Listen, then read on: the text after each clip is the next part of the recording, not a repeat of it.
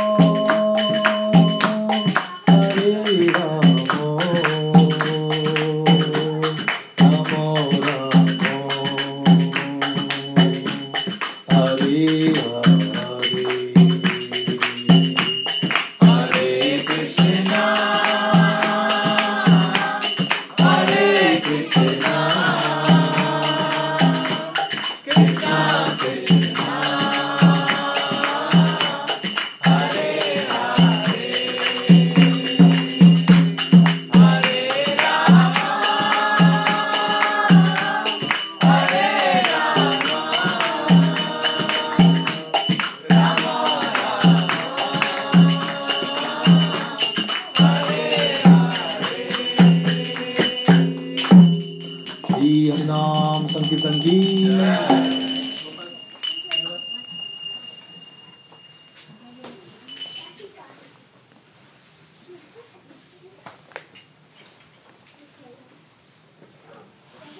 Do you discuss any particular verse or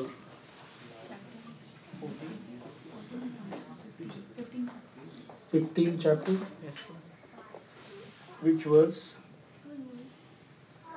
We just finished chapter 14 only, bro. So we just first word. We First- just covered like Just finish the 14th chapter. yes, sir. It finishes one chapter in 2 or 3 classes, right? One. Not doing verse by verse.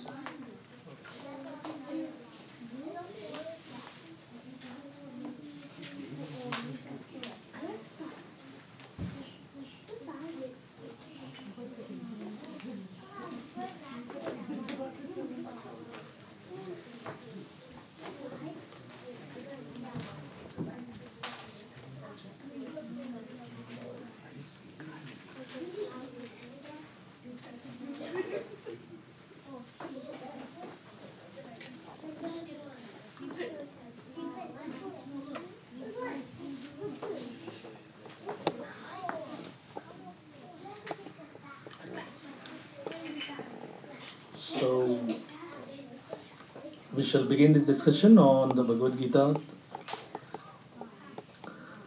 As it is, 15th chapter, it's called Purushottama Yoga.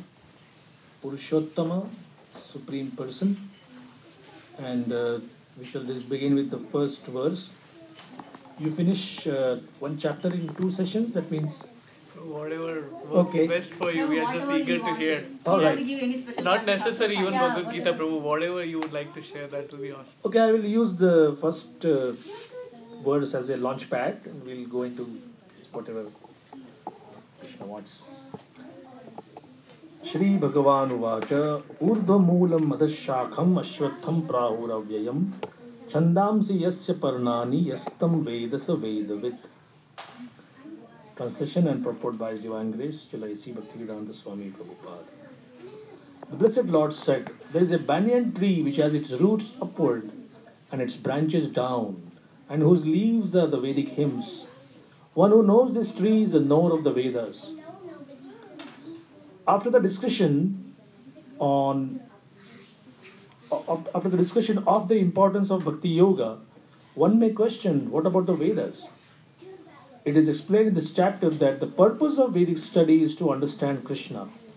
Therefore, one who is in Krishna consciousness, who is engaged in devotional service, already knows the Vedas. The entanglement of this material world is compared here to a banyan tree. For one who is engaged in fruitive activities, there is no end to the banyan tree. He wanders from one branch to another, to another, to another. The tree of this material world has no end. And for one who is attached to this tree, there is no possibility of liberation. The Vedic hymns meant for elevating oneself are called the leaves of this tree. The tree's roots grow upward because they begin from where Brahma is located, the topmost planet of this universe. If one can understand this indestructible tree of illusion, then one can get out of it. It's quite a long purport, so I'll just take it part by part.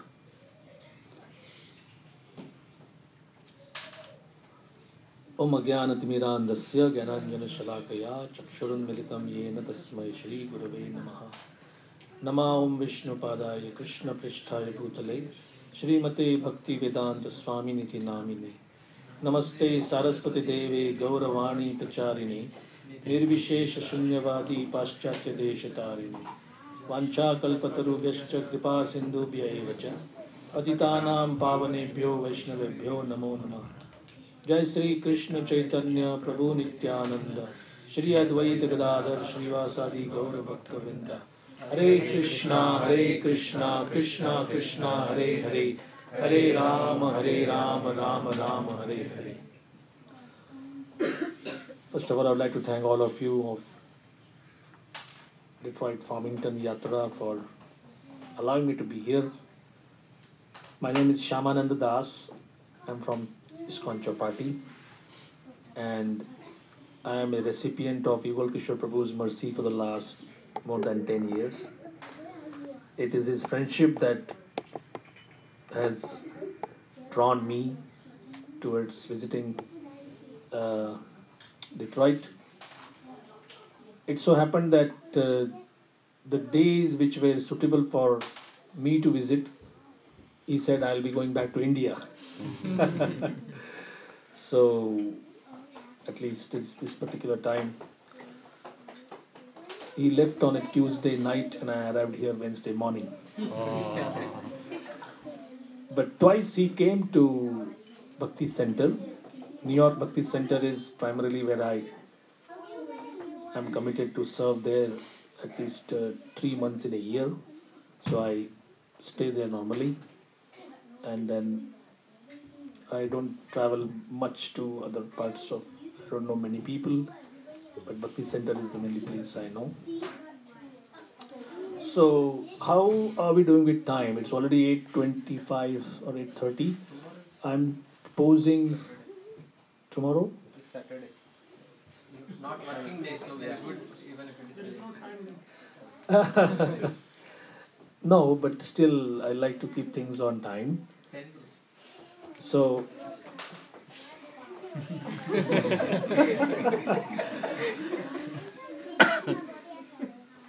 normally in Mumbai, where we have this kind of small BhaktiVriksha groups, same situation. Mostly people don't have time on weekdays and sometimes not even on Friday, because in India even Saturday is a working day for many.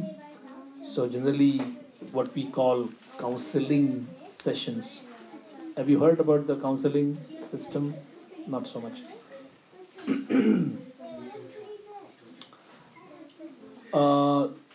It's basically what is ISKCON calling now the devotee care system. And if we can use what we read just now about this world being a reflection, just as a launch pad for our discussion. And I think I'll go up to 9 or 9:05, and we can have question answers on this topic or general, as long as you want. Okay. So, what exactly is this world? This is real. If I hit a wall, my hand hurts. If I pass an exam, I'm qualified. If I get a job, I get money. If I am in Disneyland, I am happy. If I lose my job, I'm miserable. If I lose a limb, I'm miserable. So happy, miserable, rich, poor, successful, unsuccessful. How can we make sense of what's happening around us?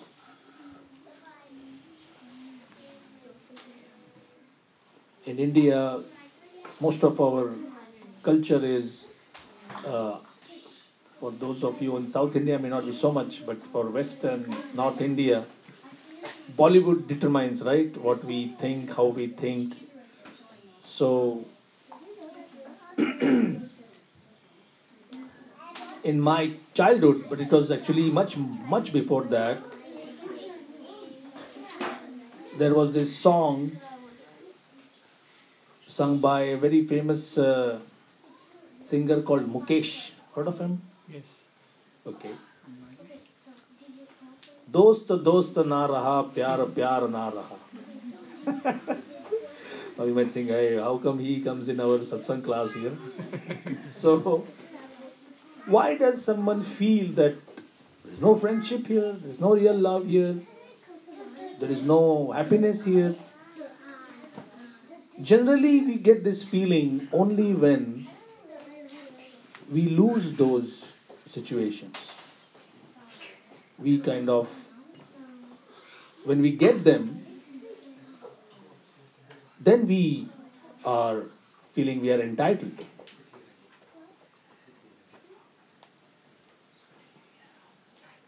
I'm just giving an example. You come out of your house, before going in your car, you find a wallet and you pick it up. It's all filled, packed with $100 bills. Could be about 100 of them, $10,000. Will anyone get the feeling that, hey, this is injustice, I don't deserve it? What kind of nonsense is, why should I get this?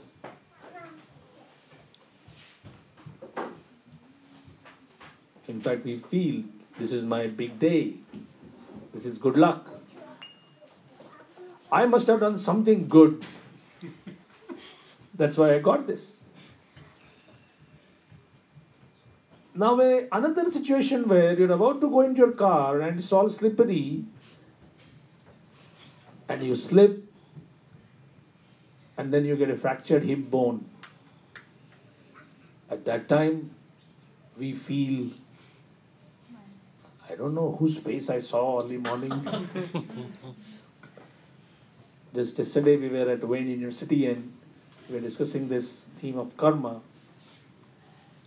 So there's a story of the famous Akbar and his equally famous minister Birbal. That one day Birbal was summoned early morning and Akbar said, see, my barber was trying to shave me and he practically slit my throat.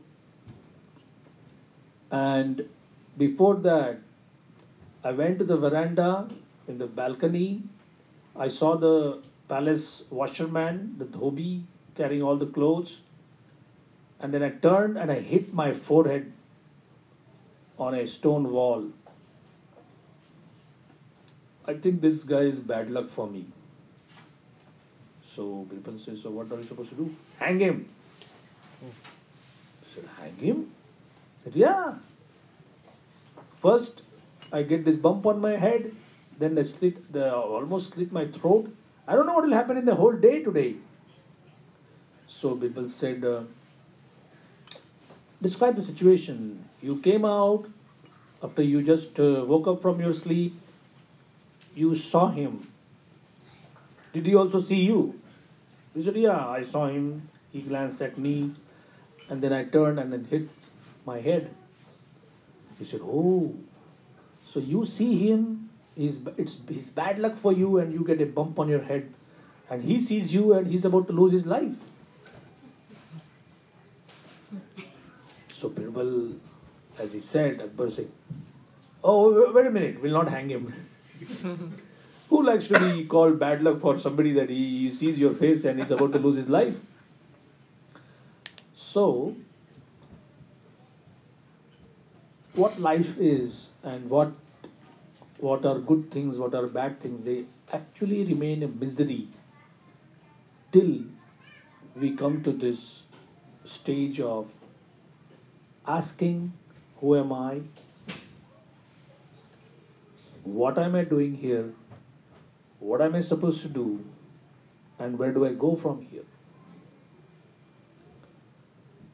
Mostly this world doesn't prepare us for any of these answers. Where was I before I came here? No idea. Where will I go from this place? No idea. And so generally the theme is just to compromise, just make the best of whatever you have in the interval. In case you get good things, good luck. In case you don't get those things, bad luck.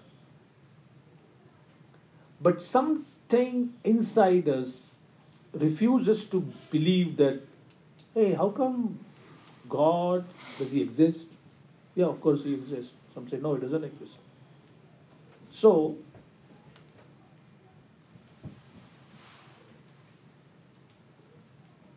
this is my own story.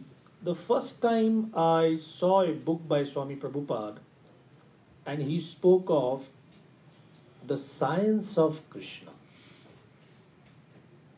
Now raise your hands if in your childhood you had some kind of deity worship or some kind of God worship at home. almost all, right? So we all come from India and we have some kind of worship at home.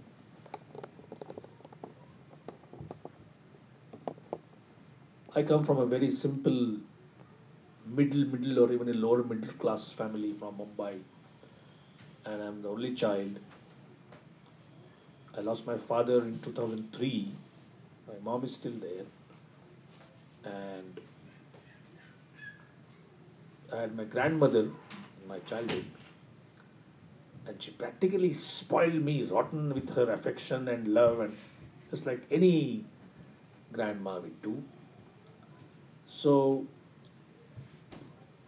in our summer vacation, sometimes I remember when I was in the 8th or 9th standard, my father started telling that, let him do the puja today. I have to go early for work or whatever. And then it would be my grandmother's big tension. First of all, how to wake me up.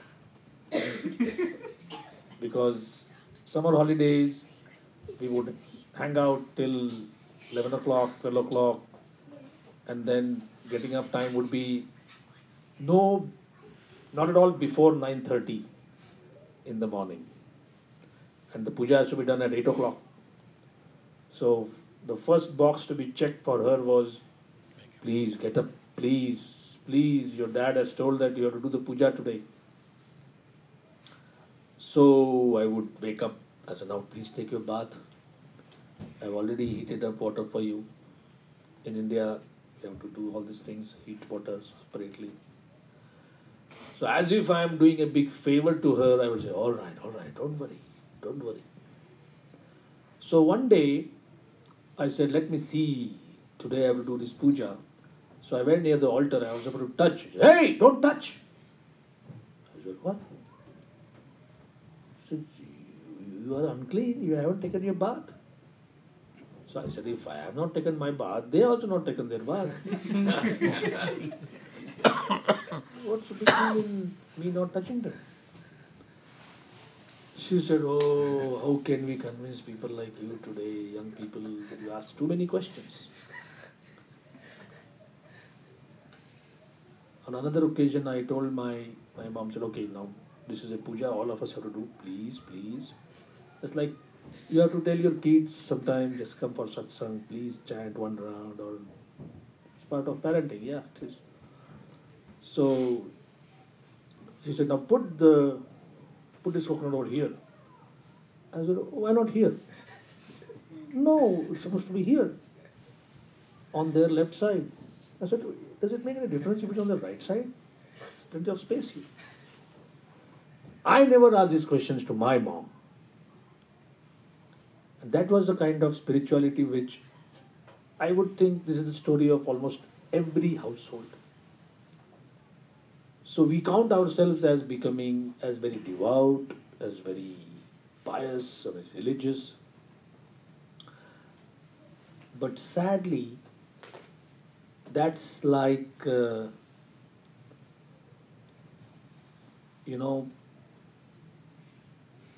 putting a space shuttle in space with your telephone battery.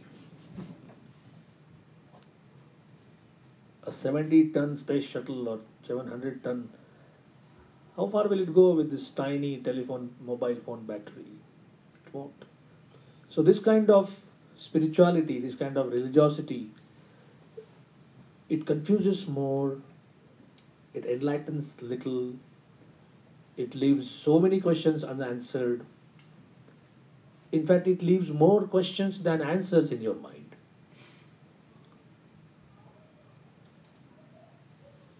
But it was Prabhupada who kind of came to the West, gave this knowledge, and he said there is a science of God consciousness. In fact, when he came to New York, our Bhakti Center is 25 First Avenue. And just behind us is 2nd Avenue. And 26 2nd Avenue is the place where the whole thing began. one sannyasi is a very grave person. He said, when I reached 22nd Avenue, I saw the dimensions of that room. I started to cry. He said, basically, not only am I a sannyasi, but right from the beginning I am very hard-hearted. Of course, I didn't believe that. He is such a loving person. But he said, I'm not prone to giving to emotions or just to feel, oh. But just see the small storefront. Thousands of cars, thousands of trucks must have passed by, hardly knowing that this place ever existed. This is the place which Krishna offered Prabhupada. And why he came to America, Prabhupada's Guru Maharaj told him, you preach in the English language the pure philosophy brought forth by Lord Chaitanya Mahaprabhu. And he promised him two things will happen. It will be good for you and good for the world. It's a very significant thing. You may feel that this BhaktiVriksha meets once in a week. So we are so many families, about 10, 15 families. Just come with our potluck prasad, we have some kirtan. But no, each and every session is like a building block. You are making your foundation. You are preparing the foundation for your kids. It's very important. So, the phrase which I was immediately struck by was the science of God consciousness. And I said, science? How can this be science? Science means 2 plus 2 is 4. No matter what. Whoever does it, whoever does the math, 2 plus 2 always will be 4. Can we have an understanding of spirituality so exact, so rigid, and it can be universal? Most of us, at least in India, India's spine is broken in one sense. It's like a person with a broken spine. He cannot sit, cannot stand, cannot walk. There is a sannyasi disciple of Prabhupada, His Holiness Srila Jayapataka Swami Maharaj. Know him a little bit? Has he come here? No. He has come to Detroit, Kunjibihari temple. Yeah. He was the first sannyasi to whom Prabhupada said you should take Indian citizenship. And apart from few Hindus from Pakistan who had come for citizenship, when he applied in 70, he was the 12th applicant for citizenship. Something like that. In all of 40 plus, 50 plus years of India's independence. No, it must be 30 years, yeah. So most of the Indian politicians saying, why? He's an American, why is he coming to India? And that too getting Indian citizenship. For many years, he managed the southern zone. Right from Bengal, Mayapur, where he was having his headquarters, right up to Kerala, Tamil Nadu, Andhra, most of the temples were functioning under his supervision. So, he visited one small South Indian temple. And normally, the pujari comes, he gives you that lamp, there is some camphor, and that's how you take darshan, right? That's the South Indian style. And then he was very curious. It looks like a American body, but in a sannyas dress. So then he came to know that he is actually an American person and is brought up in America. So he said, Swamiji, can you help my son get admission to some American college? So he said, really? But you are a responsible pujari here, you are doing your duties nicely. Who will carry on the puja of the Supreme Lord if your son comes to America? He said, no, my son is very intelligent. I would like to make him an engineer in America. He again brought up the topic, what about Shiva Puja of the temple? He said, I have another son who is not that intelligent. For me, this kind of sums up India's understanding of what spirituality is. Give the best for all kinds of material progress. And Krishna is just, they say in Hindi, Bhagwan to bhav ka bhuka hai. Thoda bhav de do, bas ho gaya.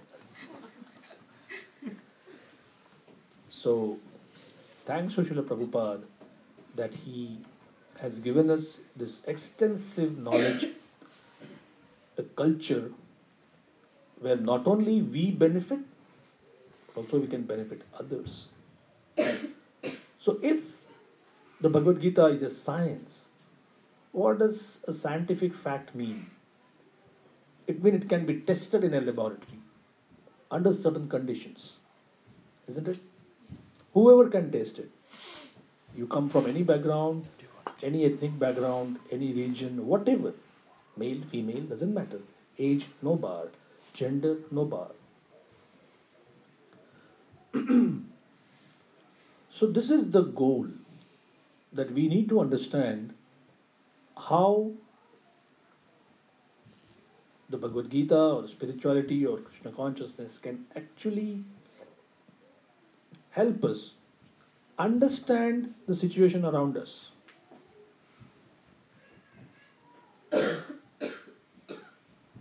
In my childhood days, we used to go to the cinema for entertainment.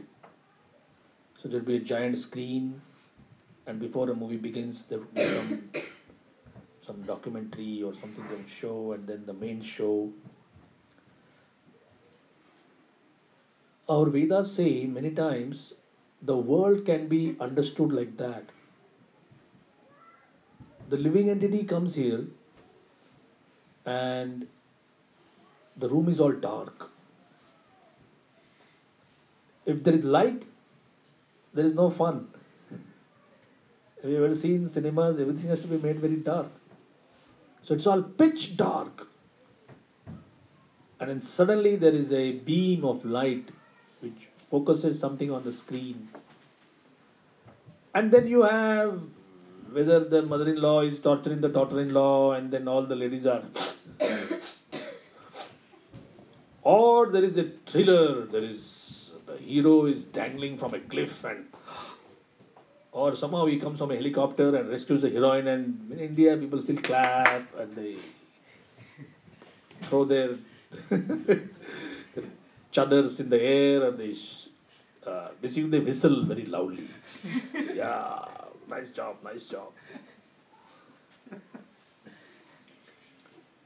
So what we see in this world is like a show made by, Krishna says here, it's a reflection. Now reflection means there is a real object, and then there is a reflection. You stand in front of your bathroom mirror with a mango in your hand, you see two, right? There is one and there is the other. If you have a $100 bill, you say, no, now I have two. But try to catch that one. You can't. So these two things, they are only for those who are not yet enlightened. Actually, it's only one. So from the, continuing the movie analogy, so whatever happens affects us. Especially now, these people are very expert in making it real 3D and all that kind of thing. So there is a train coming in your direction, you're actually scared.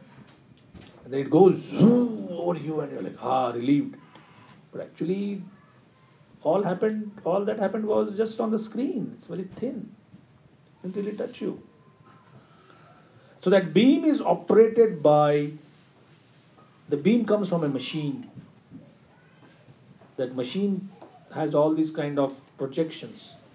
That is the material energy, Maya.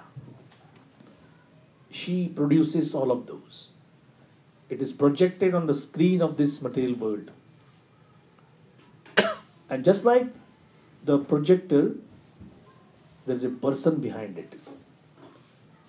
And Krishna says, I am that machine's manager.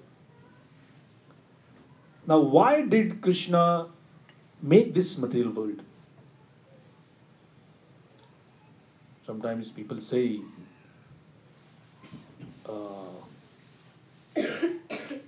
again, our friend Mukesh, I don't know why I'm remembering him for the second time. दुनिया बनाने वाले काय को दुनिया बनाई. I used to listen to this as a frivolous kind of a song. And then later when I started reading Prabhupada's books, all these things became kind of philosophical. I said, wow, this guy actually is asking a philosophical question. Hey God, why did you make this material world? As if God has to come and take permission from me. Should I go ahead and make something? Any guesses why this material world is made? Just a guess, no problem. It's not a quiz.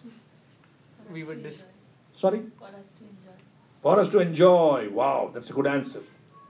Yes. Based on what I heard in the lecture, that it's our desire to enjoy, and Krishna said, okay, you can't, because your envy is there, you can't enjoy there, so I'll make another place where you feel you can enjoy. Our Prabhu is very surgically precise. Yeah.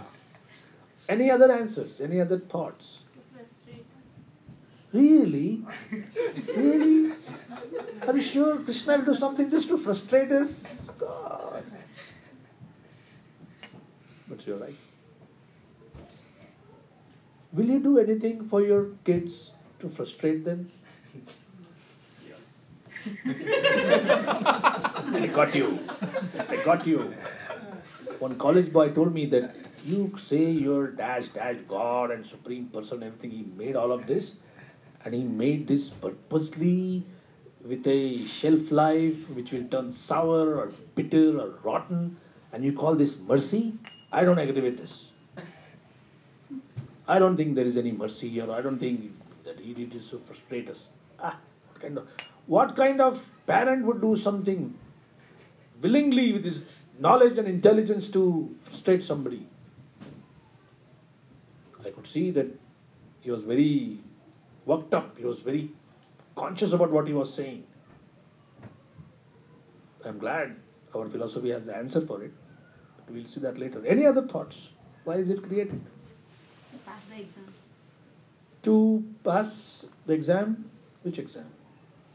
Our life, go back to God. Okay. So, To show the duality, show the duality. a big difference between both two worlds. Okay. Let us take this big bone first. That actually, Mataji, you're right. This frustration is Krishna's mercy. The example is given. You are sitting here, and there is this room, and your dear relative, your spouse, father, mother, kid, whoever, they are having a dream.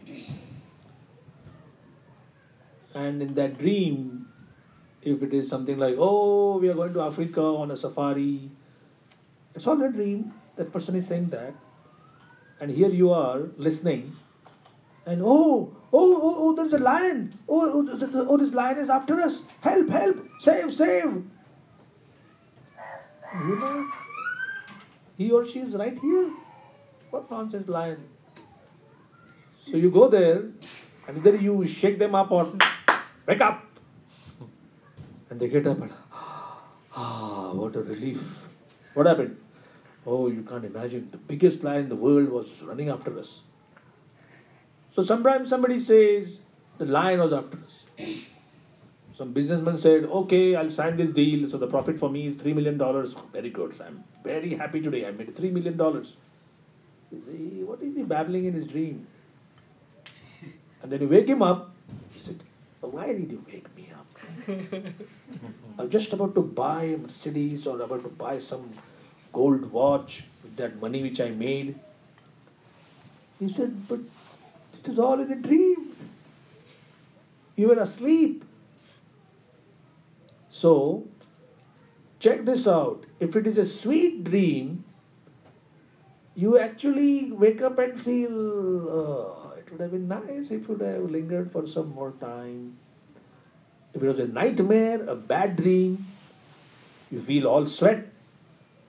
Now it was all illusion, as Krishna says here, a reflection. The sweat is real. Is it not? The panic, the heartbeat. Somebody who has been chased by a lion, if you check his heartbeat, it's fast. There's no lion. It's fast. Somebody experiencing a thrill in a Disney ride, heartbeat is fast. So it affects. Now, just like a kind parent, would you like to give your kids imaginary entertainment, imaginary food? No, real. So if you and me, a single unit, there are billions and quadrillions and trillions of us, and we know that we would not like to give somebody imaginary thing. Why would Krishna? So the frustration, as you rightly said, is part of Krishna's mercy. He would like to finish off that dreaming thing and start the real thing. And you, Prabhuji, when you said, you can't do that here. What is the enjoyment which we can't do with Krishna? The competitive thing. Why should you be the enjoyer? Why should I serve Krishna and be happy? Is there any place where I can be happy without him? If Krishna wanted, he could have not have made the material world. And he would have just put all of us like in hibernation. Hey, you want to serve me? No, get out. What happens? Nothing. But no. We have come here, and how long was that we came here? 2 lifetimes ago? 5? 7? 10? Any guesses? Millions and millions of lifetimes ago.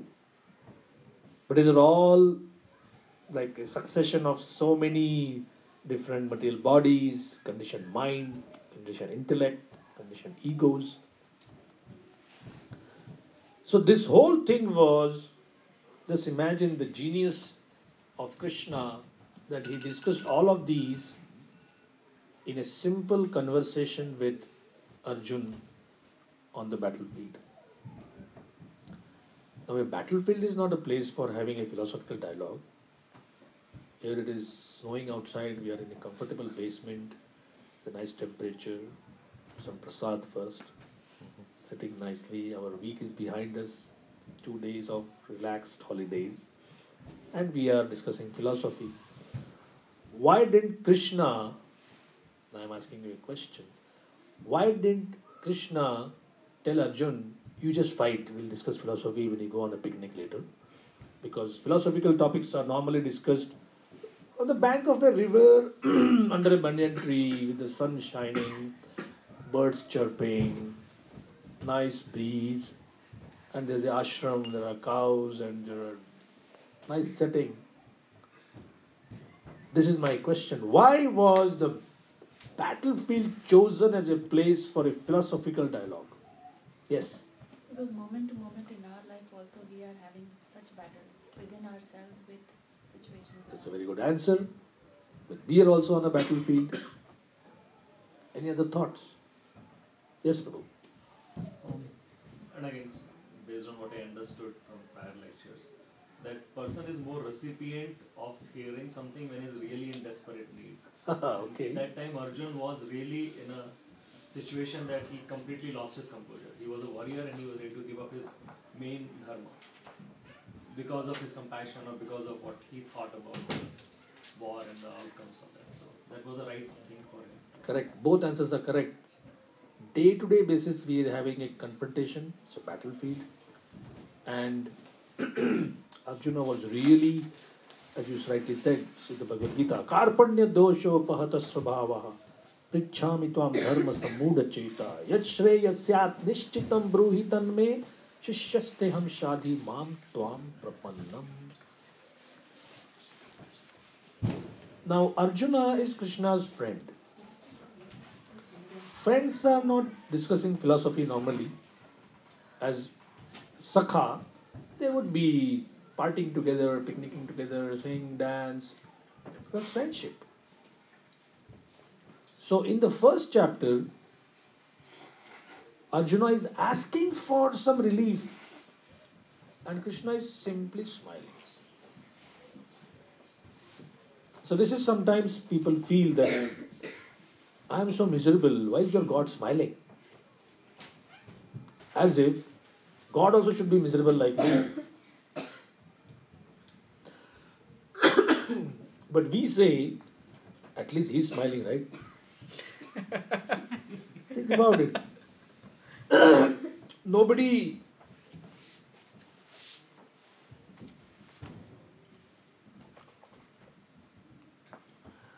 in their right senses would feel that they are smiling all the time. But we see all the time in the ads, people are always smiling. One devotee from the UK gave a very nice class the other day. We were in Mayapur. Two businessmen are talking to each other. One of them is saying, to be honest, life's not that bad. I'm not complaining. Okay? Good job, good pay, profits and everything. But, he says, but what? I'm not happy like those people in the ads. Why is that? Even if it is a tissue paper, they are so big smiles. If they're buying diapers, they are having smiles. They have a new car, they are having smiles. They gain so much miles on United, they have smiles. Of course, the company kicks out sometimes people, that also is a different thing. But why can't we be happy like these people in the ads? Well, because these are all fake smiles. So, Arjun, number one, is a householder. And normally, philosophy is spoken between rishis and munis and sages. So the Gita was spoken to Arjuna, who is a householder. It was spoken on a battlefield. The reason being, you and me in Kali Yuga will feel that, hey, this particular Upanishad or that particular Samhita was discussed between sages. He says, sages, here I am trying to make a living, my job, my boss. The only relief is these 2 days in the week. Our poor fellow doesn't have even that, right? They were saying, he said to his boss, it is snowing. He said, so? There's no answer after that. That means you come, whether it is snowing or what. So,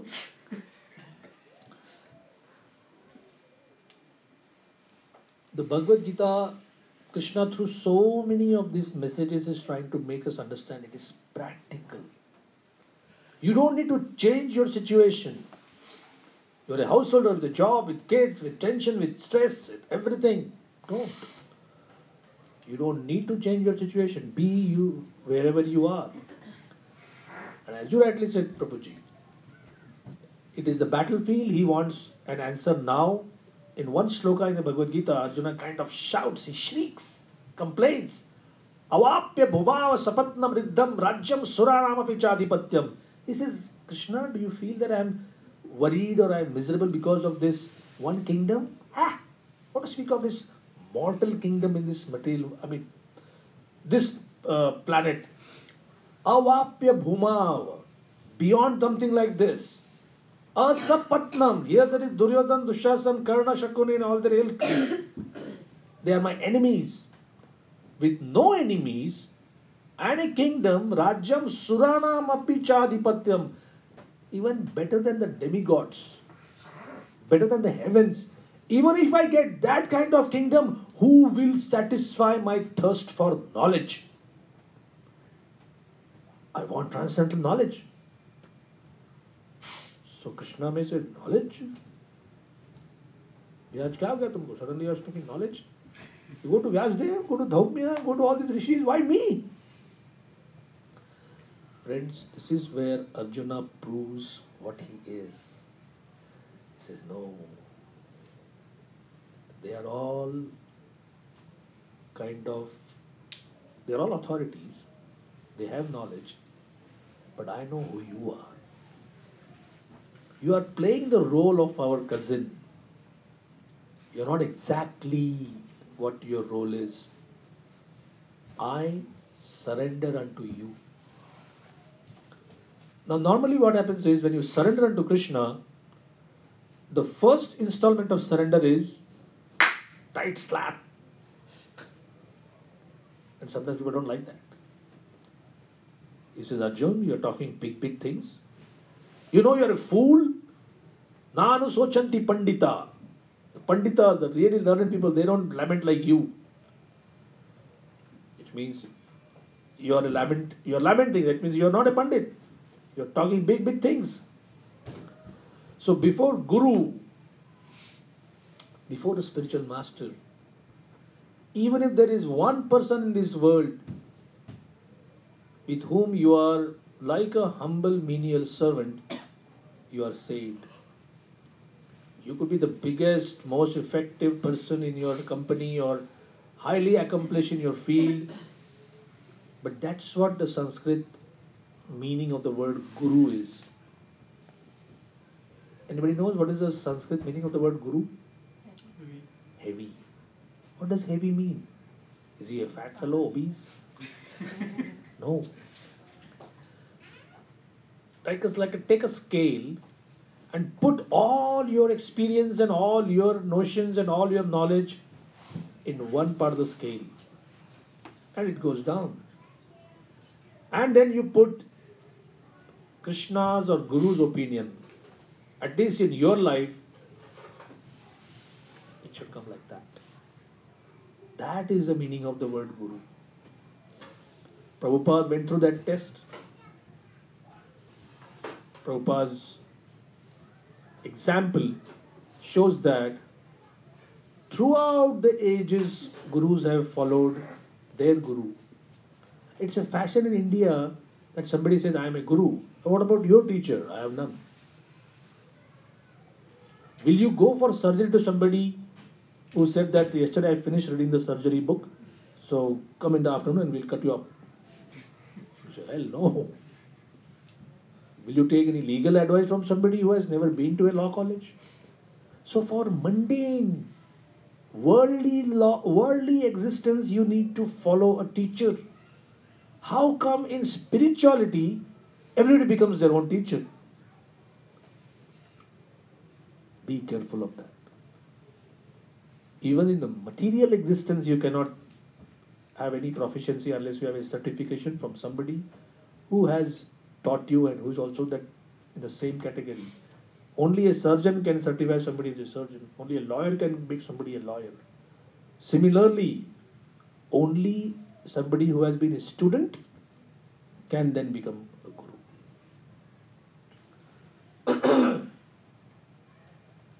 So, I'll finish off. I'll just wrap everything around. We couldn't do the purport is quite extensive.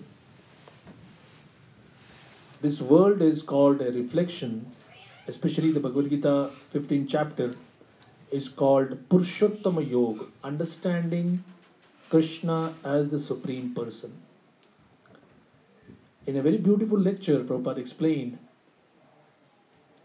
have you seen any department without a leader, without a head? Go to any department, there is somebody who is the head.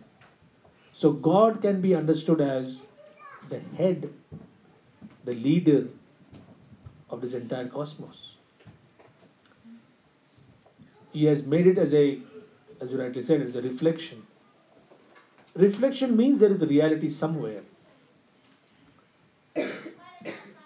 But here, it is said that there is a tree which roots are up and the branches are down.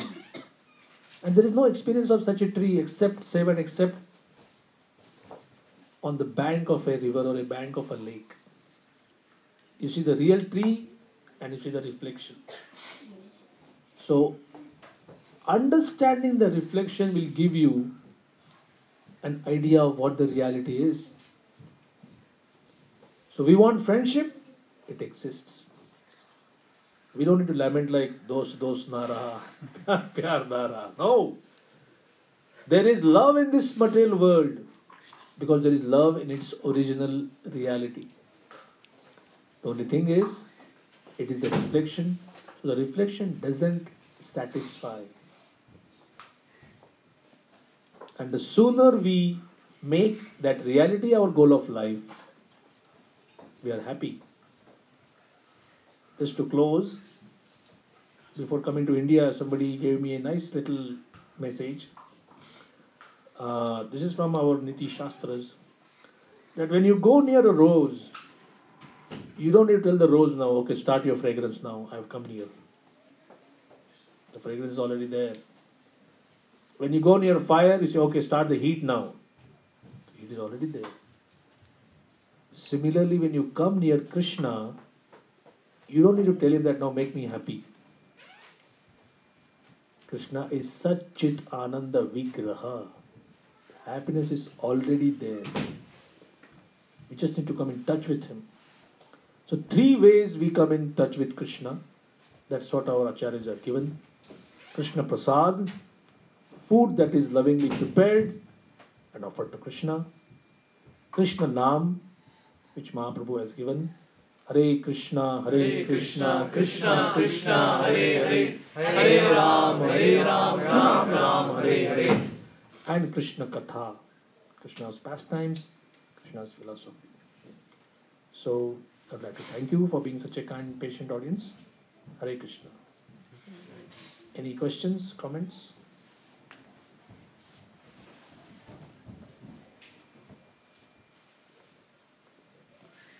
Oh, thank you for the beautiful class, especially talking about so many analogies, especially talking about how Prabhupada gave us the science of the soul, science of the self-realization. When you gave your example about childhood, so I was just thinking, when I was a small kid, my father used to do a worship. Of course, I had a lot of questions too, but I never asked about it. We just went through it. Now when I compare our kids, when they have both things, they hear, so they have Gyan, and they also see the deity worship. But when they don't take the deity worship so sincerely, for an example, you ask them to make, wake up the Lord or make them go to sleep, they don't do it. So 2 aspects to it. One is, should we tell them as a duty that you should do it like our parents did, though it was religious, but still it just put so much of stamps on our mind. It's so easy for us to connect it now and we still feel grateful about that to our parents. Or should we just leave it, like we don't force them to chant until they really feel they want to? Very good question. Just make a guess. Those of you who are parents here, you know your kids better. If you make an environment of discipline, that you have to perform this, what are the chances that they will rebel once they are in their teens? I'm asking you. 100%? 100%?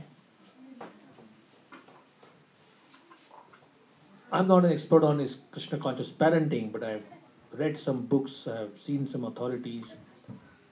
Now here is a simple practical example I see in Chowpathy. Sometimes parents enter and they offer first of all Vaishnava Pranam, then they come near Prabhupada, and then sometimes they tell their kids, no. Why? Because it's not like they hate God or they hate the rituals. it is just the nature of kids. From Ayurvedic point of view, it is the pitta or the vata mind, which just doesn't want to do because somebody tells. At the same time, whenever parents come and they simply offer pranam, full sashtang dandavat before Prabhupada and before the deities, many times the kids do it automatically. So if they see you happy, enjoying doing whatever you are doing, please understand there is no better example than that. Second point is, if you tell them Krishna is God, you have to respect him, it's all going 7 miles above them. There is no registration. There is no intelligence. There are no chips installed to understand this. So, I've heard one spiritual authority telling parents, you weave an atmosphere of encouragement in your household. If someone does it, clap, celebrate. If they don't feel like doing it, say that's all right. Of course, this also begins at a certain age. We have example of Uddhava in the Bhagavatam. He used to forget his breakfast and would be engrossed in dressing the deity of Krishna, a small doll.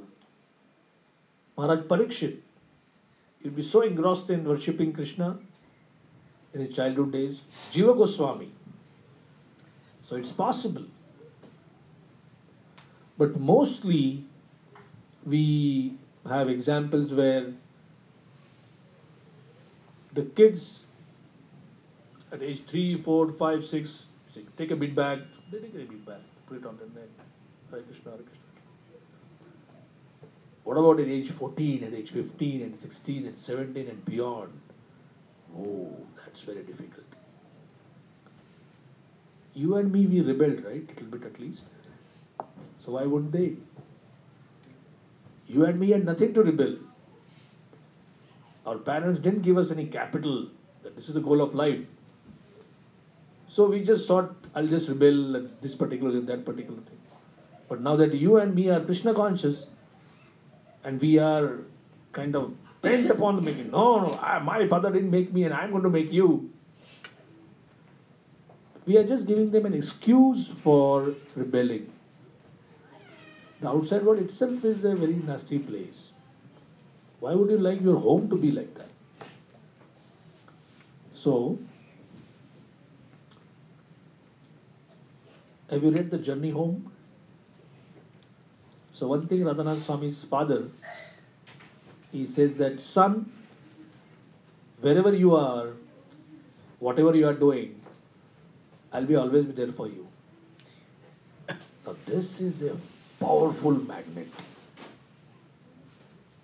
That somebody gets so much of love that even if there is a minor slip up here and there, of course Maharaj was not slipping, he was actually trying to explore spiritual life. But his father gave that kind of support. So, this is the art of weaving an atmosphere of encouragement. You cut the coat according to your cloth. You see the atmosphere in your household. Sometimes there are two kids, but they are poles apart. One likes discipline, the other doesn't. So you can't use the same method for both. So encouragement means, first of all, good example.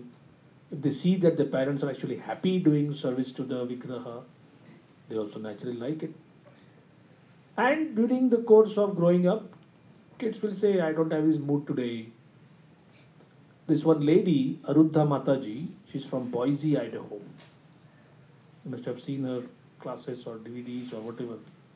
She said, I never used to bargain with my kids that, please, just chant one round for me.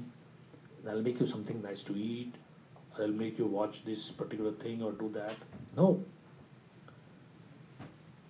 There is no bargaining here. Chanting is on its own merit. She used to cook for them such nice prasad that whenever they would socialize, the kids would never be hungry. And it was such a simple thing that they would be so well fed that even if they would be curious about, Mom, can we taste this? Can we do that? Can we do this? They had no appetite. It was just plain curiosity. So, of course, her sons are really great. Radhika Prabhu and Gopal are sterling examples of how somebody can do this kind of thing in a proper way. So these are some of the things that no hard bargain, don't try to negotiate something. Like in my household, there are some tasks which is my job. Okay, brooming is my job. Okay, getting milk in the morning is my job. So you can do that. That okay, now you're 7 years old, 8 years old, now you're supposed to do this. So some small simple thing, a bit of a push is necessary. But never something which will break their resolve or make them rebel later. Does it help? Thank you. Anyone like to add something, please? I'm no authority on parenting. We're still struggling. But for somebody who doesn't have a family, to talk on family matters itself is a surprising thing. Any other points? Any other questions? I have one more question. Yeah, sure. This is more on my side, Prabhu. There is so much of Gyan which has been poured, and we know it has to be transformed into a Vigyan. Yes, the desire is there that I want to apply it in my life, but when the right time comes, I struggle to apply that knowledge. You have an example? Simple one. Of course, talking about I am the body, I am not the soul, that's something very high, so I can't even think about that part. But for an example, giving respect to others and not accepting any returns for that part, been hearing so much, but when the time comes, you know that the other person is also a soul and he's also Krishna's devotee, but at the same time, you can't really connect it. You expect that respect from the other person. So the question here is, how do I make sure every time when I just try to see in my life or whichever activity I'm performing, I try to apply that Gyan and make it a Vigyan? Okay.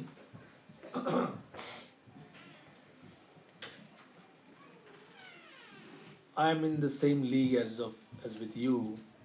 When I first read that I am not his body, I am the soul, I said, wow, that's simple. All I need to do is just repeat to myself, I am not the body. And now, as you and me realize, it's not that easy.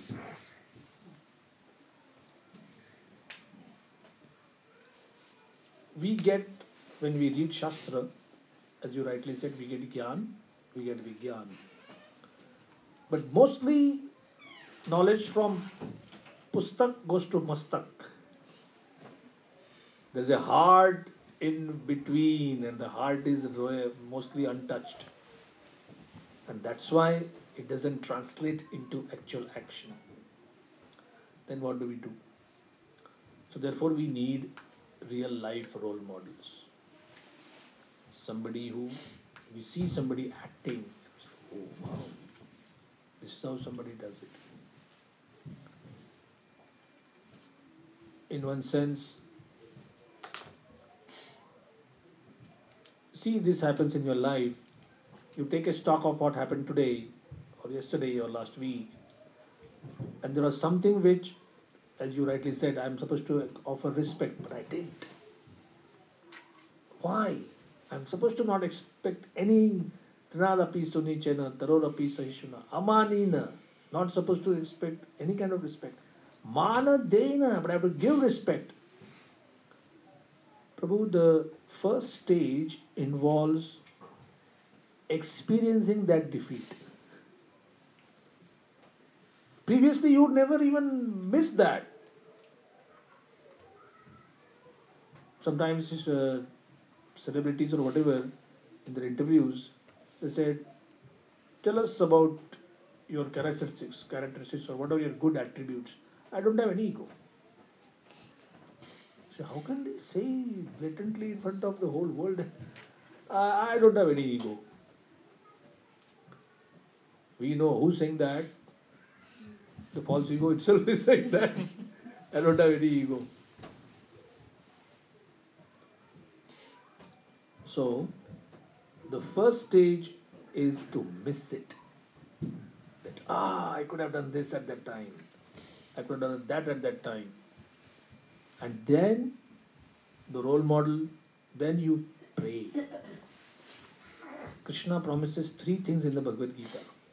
Matta smritir jnanam apohanam cha.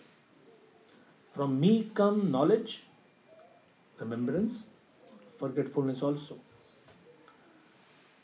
I always like this concept. I heard it in a nice class given by somebody, I don't remember the name. Let us speak about material things only.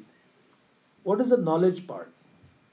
This is how you mix things. This is how you do things. This is America, the land of sense gratification. Imagine the kind of knowledge is available, how to mix wines and how to mix cocktails and how to do trekking and how to do climbing and how to watch movies and how to... So much of knowledge. Where does it come from? Krishna says, because you are bent upon having material knowledge, I give it. So, matta jnanam. Smriti.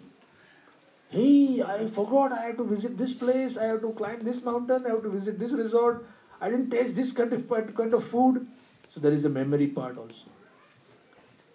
And what is the forgetfulness? That I am spirit soul. The goal of my life is to go back home and enjoy eternally.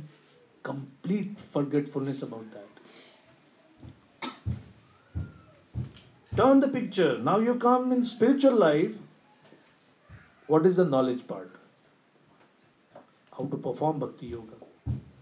How to take devotee association. How to chant. All of these it is part of the jnana part which Krishna promises, I'll give you. So jnanam, smriti. As you said, I forgot to offer the respects at that time. I forgot to put that into action. When you pray, the Super Soul is saying, okay, because you prayed, I am now telling you. Like sometimes it happens, somebody says, Prabhu, do you have that? I said, no. Actually, I said, I could have given him. He just wanted something simple. And I promise I'll be a servant of the servant. I said, hey, Prabhu, come here. Actually, I have it.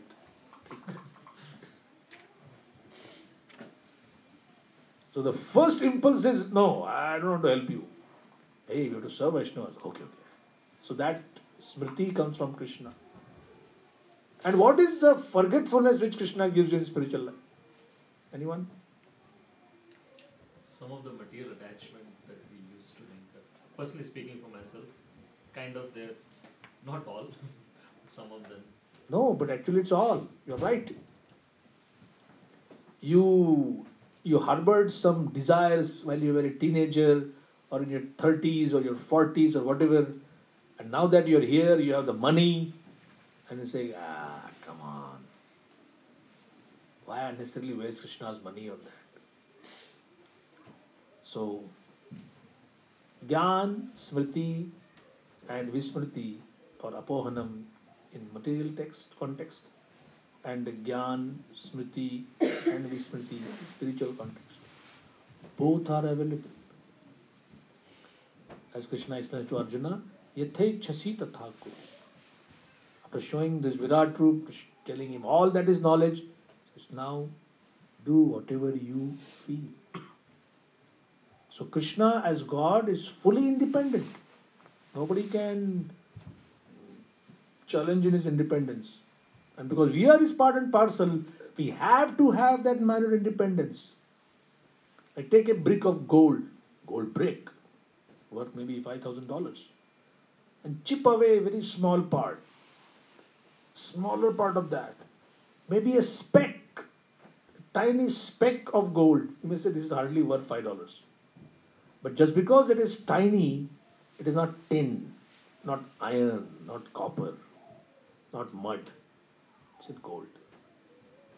Maybe less in value, but it is gold. It cannot but be anything but gold. So you, me, and all the jivas here, we have to be Sat Chit Ananda only. But we are covered. So the process of chanting Hare Krishna, devotee association, Bhakti Yoga, Prasad, Kirtan, Bhajan, Dham, Yatra, everything combined is to keep us in the second set of Gyan, Smriti and Vismriti. So the more you pray, Krishna will help you. And believe it or not, at one point of time, what you are trying to achieve today will be like your way of life. And that's how it goes. There is hope. Yes, Prabhu. One small question for me. I struggle with this, so we keep hearing, right, that sadhana is very important. Yeah. Right? Your chanting, your services. No, sorry. Something, just sadhana. You're reading, you're chanting. And we keep hearing that service is also very important. And service could be, I'm saying everything is equal, whether deity worship or cleaning or Only whatever. clean the Everything. floor, cut the veggies, whatever. So, lot of time it's very difficult to have balance. So if we have to choose certain time, okay, which one should be given more preference? You caught me. No, you didn't actually, but it is a very practical query. Your sadhana is your engine, like a train engine. Sevas are the bogies which are behind it. Sevas may change. Sevas may be transformed. So many different ways. So when we see a train going at 160 kilometers an hour, we say the bogies are also going at the same speed. But actually it is the engine which is going at that speed, right? So the engine is pulling all of them. That speed also comes to the bogies. So when your sadhana is top notch, your seva bhav, your seva vritti also will be top notch. In fact, Thakur Bhakti Vinod, our great spiritual master, grand spiritual master, he did this analysis and said, sadhana, swasthya, sadhana and seva. He said, first of all, keep yourself in good health. Good health will enable you to perform sadhana well. And that will enable your seva to also blossom properly. There are exceptions, whether it's Janmashtami or there is a fundraiser or temple inauguration or emergencies. But then emergency has to be an emergency only. You can't say it's a daily emergency. If it's daily, how can it be emergency? Then it becomes a daily occurrence.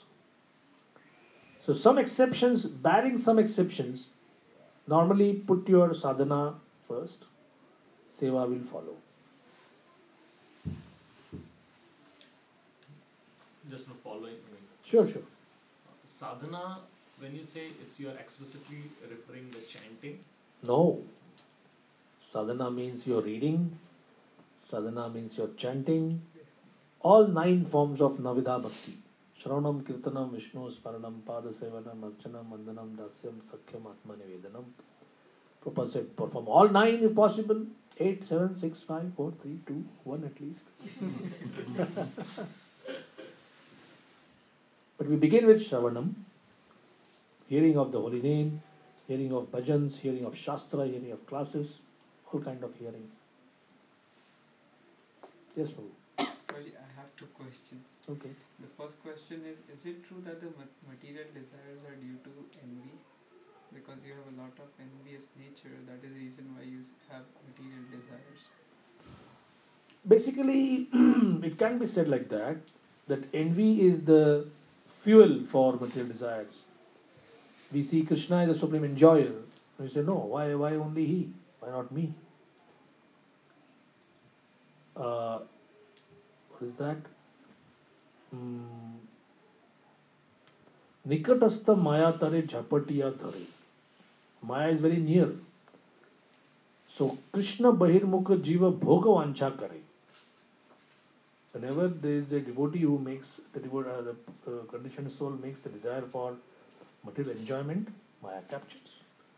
And immediately when Maya captures, all the desires get transformed into material desires. Like we saw so much of snow. Did you find any black snow falling from the sky? Why do you see so much black down? Because it came in contact with the exhaust, pollutants. Then it changes color. So purity is like that, falls from the sky. When it comes in contact with matter, it changes its color. Next. Prabhuji, if you're engaged too much in one service and another devotee calls you and asks you, Prabhuji, can you do this seva? And you're already engaged, but you don't want to say no. And you have to say no, it's very painful, Prabhuji. So is it showing your independent nature, or like if he takes it as an offense that he doesn't come here to do my seva? So Prabhuji, will that be considered as an aparadh? Because I have heard like for an aparadh there should be a seed of envy in between. This is more like a detail, micro managing spiritual life. This happens all the time. It happens with me. Sure, it will happen again also. So, we are all kind of conditioned. We are all sadhana bhaktas. Sadhana bhakta means we say we love Krishna when there is no love actually. But we are trying to love. Kalakanta Prabhu, who is in Florida, he gives an example. There is a centrifuge, just like a small container, and if you put rocks in it, they all move at top speed. And if you put hard rocks, jagged edges, rough edges, after half an hour you find all of them smoothened out. So how come? Which particular rock was... We are kind of bumping against each other, and that's painful.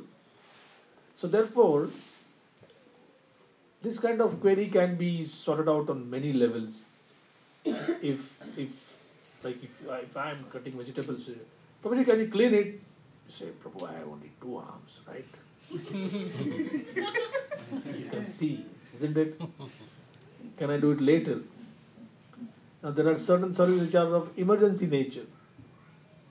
If there's a fire, somebody says, Prabhuji, can you come and help with the fire? Can't you see I am cutting vegetables?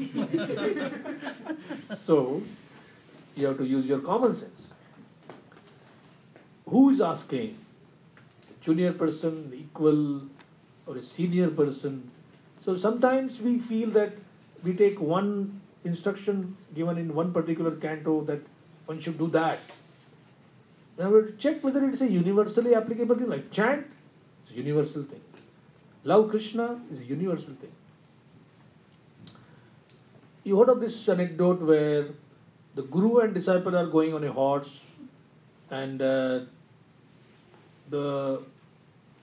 guru's bag falls down. So he says to the disciple, did you notice something? He said, no. There's one bag fell down. He says, so what am I supposed to do? Pick it up, idiot. So he goes and picks it up. And then Guru's bead bag falls down. So he says, did you notice anything? No. The bag is here. He says, the bead bag. He says, okay. The bead bag falls down. Anything which falls, you have to pick it up.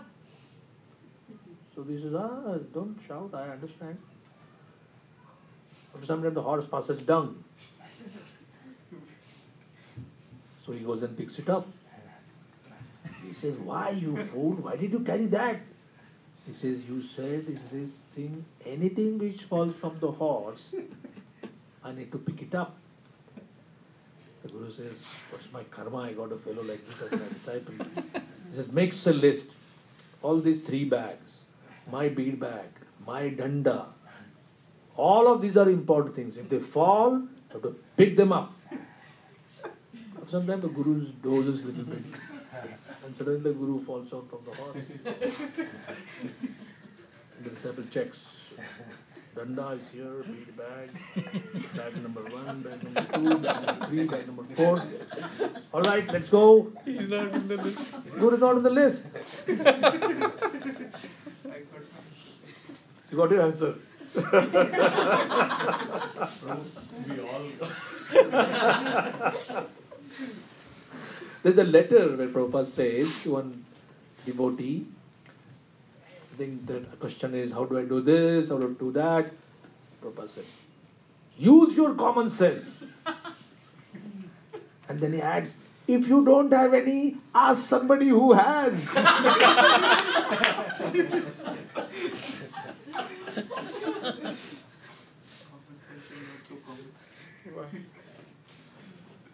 that's true. I think we should stop here. It's getting a bit late for you as well as me.